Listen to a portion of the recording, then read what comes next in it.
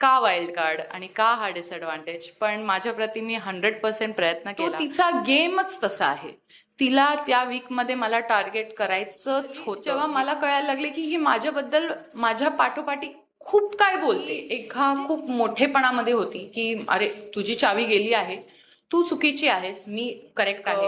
Personal point of view सांगितले गेले, भरपूर फेक नरेटिव्ह क्रिएट झालेले आहेत. नाही, मला विशाल कधीच आवडत नव्हता, हे मी त्याच्या तोंडावरती पण बोललेली आहे. हॅलो स्टार मीडिया मराठी, मी संस्कृती साळुंके म्हणजेच ससा. तुम्ही मला बिग बॉस मराठी सीझन 6 मध्ये बघितलेलं आहे आणि आता नुकताच मी घराबाहेर पडलेली आहे. पण तुम्ही लोकांनी जेवढं मला सपोर्ट, प्रेम, सगळं माझ्या पाठिंबा दिला आहे त्या गोष्टीच्या बद्दल very very very big thank you. आणि असंच मला तुम्ही सपोर्ट करत राहाल या गोष्टीची मला खात्री आहे. नक्कीच. संस्कृती, पहिलं तर स्वागत आहे तुझं स्टार मीडिया मराठीमध्ये. खूप सुंदर तुझा गेम सुरू होता. वाईल्ड कार्ड एंट्री, सगळ्यात तिन्ही वाईल्ड कार्ड एंट्री दमदार झाल्या होत्या, पण आम्हाला सुद्धा वाटलं नव्हतं की एवढ्या लवकर तू बाहेर येशील. काय वाटतंय की नक्की कुठे असं गेम फसलं की त्याच्यामुळे तुला बाहेर यावं लागलं असं तुला वाटतंय? गेम पॉइंट ऑफ व्ह्यूने जर बघितलं ना, तर वाईल्ड कार्ड्सना एक डिसएडव्हान्टेज असतोच या सीझनमध्ये, नाही हर एक सीझनमध्ये, की तुम्ही मिड गेम एंटर केलेला आहे. आणि हा जो सीझन आहे ना, हा ग्रुप सीझन आहे.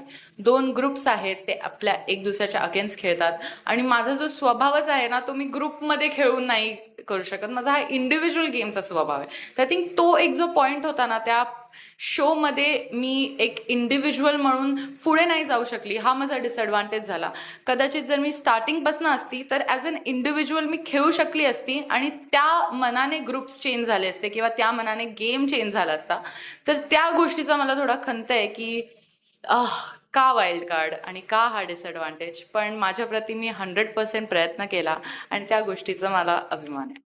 बरं संस्कृती, मिड इंटर केलंय म्हणजे अर्ध्यानंतर वाईल्ड कार्डची एंट्री होते, पण गेम बघून गेल्यानंतर तुला असं वाटलं का, कारण तुझ्या हातून चावी गेली होती विशालकडे, किती मोठी चुकी झाली ही तुझी?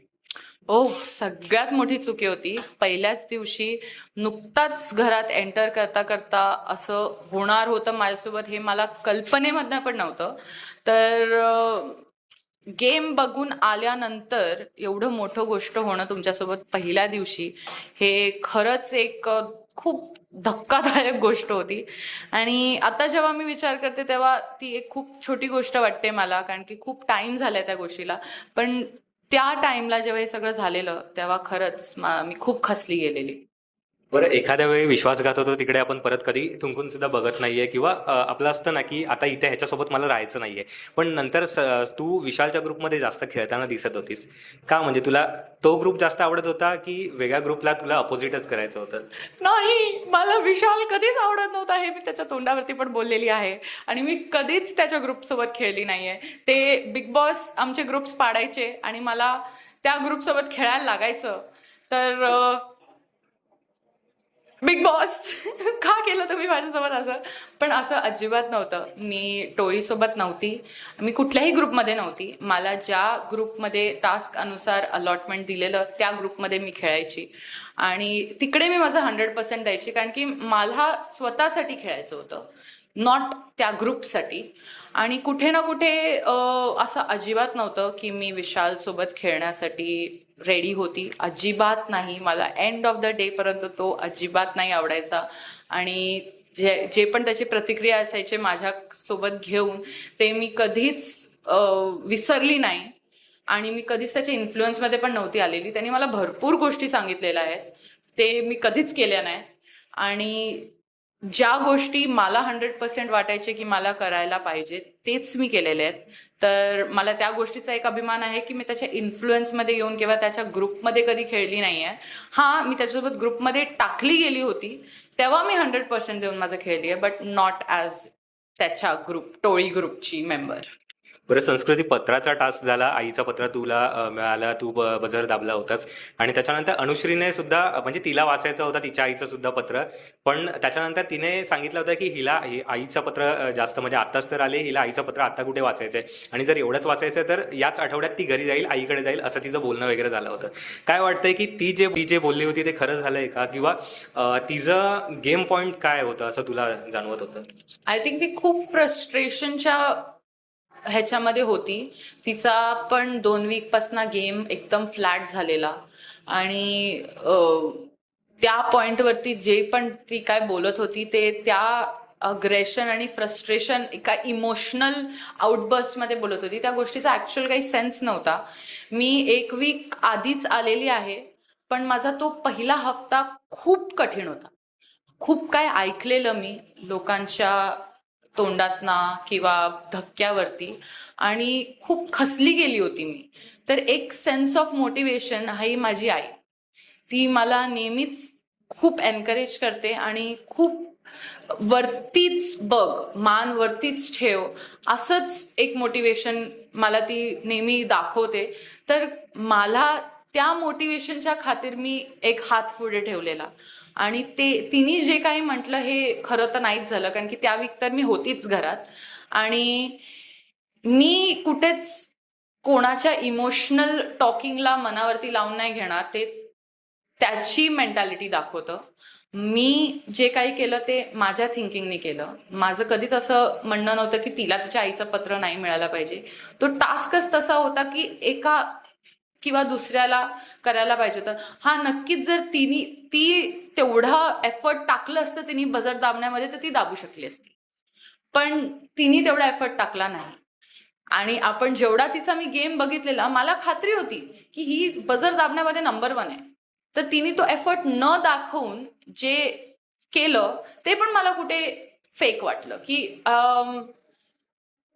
तू एवढा सीझन खेळले आहेस आणि तुला एक बझर दाबण्यासाठी कुठे ना कुठे तुझा एफर्ट लो झाला आणि त्याच्यानंतर तू ते मला ब्लेम करतेस की माझ्यामुळे तू करू नाही शकली.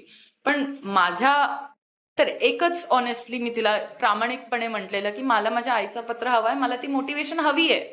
त्याच्यामध्ये काय फेक काय रिअल हे तू कसं ठरवू शकतेस? नक्कीच आई आपला विकनेस असतंच आणि प्रत्येक वेळी तिचं काहीतरी आपल्याला मिळालं तर मोटिव्ह आपण होतोच. सो बाहेर आल्यानंतर आईने तुझ्या गेमची तारीफ केली आहे का? आणि घरी जाताना सगळ्यात जास्त सपोर्ट कोणी केला होता आणि तयारी कशी सुरू झाली होती तुझी? हो, बाहेर आल्यानंतर माझी मम्मी खूप खुश होती. आय थिंक तिला कुठे ना कुठे तिचं मन खूप दुःखात होतं, की माझ्यासोबत काय-काय होत होतं घरात. माझ्याबद्दल बाकीचे जे सगळे घरातले होते ते काय-काय म्हणत होते आणि तिने मला लहानातना मोठं झाल्यानंतर बघितलंय आणि अजूनही ती मला बघते. तर तिला माहिती आहे, की जे काही गोष्टी त्यांनी म्हटलेल्या आहेत त्याच्यामधनं एकही गोष्ट ही सत्य नाही आहे.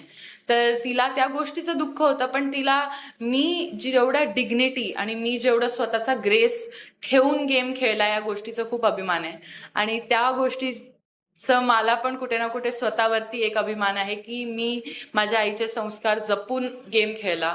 कुठेही पातळी सोडली नाही. माझ्याबद्दल कुठेही काही वाईट नजरियाने नाही बोललं गेलेलं आहे. हां, भरपूर मतं ठेवली गेली आहेत. भरपूर एक पर्सनल पॉइंट ऑफ व्ह्यूज सांगितले गेले आहेत. भरपूर फेक नरेटिव्हज क्रिएट झालेले आहेत.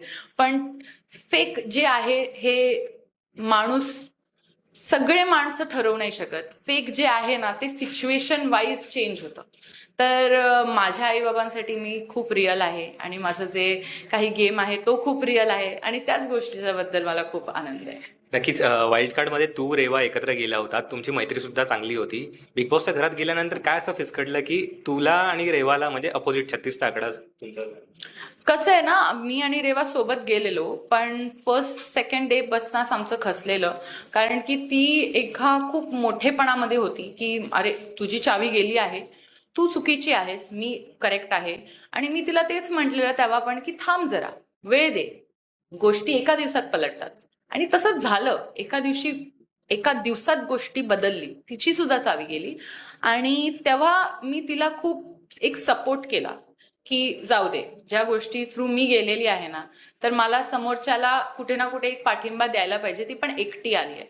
तर त्या गोष्टीमुळे आमची बॉन्डिंग बेटर झालेली, कारण की मी प्रयत्न केलेला. पण तुम्ही जर पूर्ण गेम बघाल ना, तर तिने कुठेही प्रयत्न नव्हता केलेला मला वाचवायला किंवा मला सपोर्ट द्यायला. आणि ही गोष्ट मला त्या पॉईंटवरती कळली, जेव्हा मला कळायला लागले की ही माझ्याबद्दल माझ्या पाठोपाठी खूप काय बोलते, जे एका मैत्रिणीने बोललंच नाही पाहिजे किंवा खूप काही गोष्टी करते जे एका फ्रेंड किंवा एका सपोर्टरनी नाही केले पाहिजेत. आणि तेव्हा जेव्हा माझे डोळे उघडले ना, तेव्हा मी विचार केला की ही जर आपल्या पाठपाठी गेम खेळते ना, तर आपण तसं नाही करायचं. आपण हिच्या तोंडावरती गेम खेळायचं. हो, मला तुला बाहेर काढायचं, सिम्पल. बरं, तुझी आणि राखीची पण मैत्री सुद्धा झाली होती, त्याच्यानंतर वाद सुद्धा झाले होते कप वरून किंवा असो स्विमिंग पूलमध्ये टाकणं वगैरे ते असं. काय वाटतंय की राखी पूर्ण एंटरटेनमेंट आहेच, ती एक पॅकेज आहे, एवढे सीझन करून आलेली आहे, पण तुझ्या अपोजिटच तिला जायचं होतं किंवा असं काही वेगळं होतं का तिचं काही प्लॅन?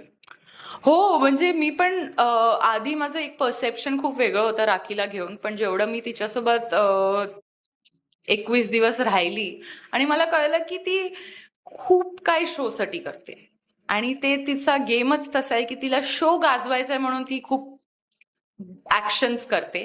हां, पर्सनली भरपूर गोष्टी मी तिचे अग्री नाही करत. भरपूर मुद्दे मला तिचे वाईट वाटतात किंवा मला नाही पटत. पण तो तिचा गेमच तसा आहे. तिला त्या वीकमध्ये मला टार्गेट करायचंच होतं हे तिने ठरवलेलं.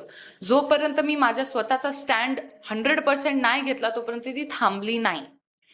या गोष्टीमुळे खूप छोटे छोटे मुद्दे पण मोठे झाले आणि त्या गोष्टीचा मला खंत आहेच की का असं झालं, काय गरज होती आणि का राखी, का? हाच माझा एक प्रश्न होता.